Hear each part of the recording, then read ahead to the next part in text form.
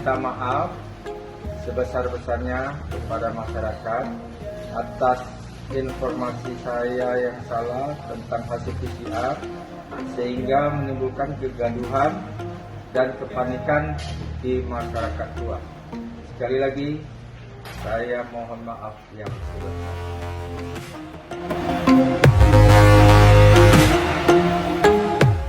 Hari ini tanggal 7 Agustus jam 10.05 dilakukan PCR di Mikrolab PCR kelima. 4 kali PCR tetap semua positif. Piring berdua, 3 porsi berdua. Karena kau bekas pasien ex Bangka.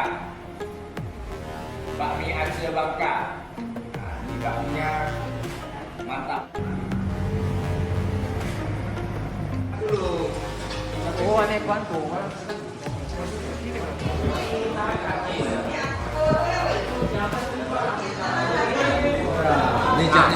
Ini makan setelah siap dari asan.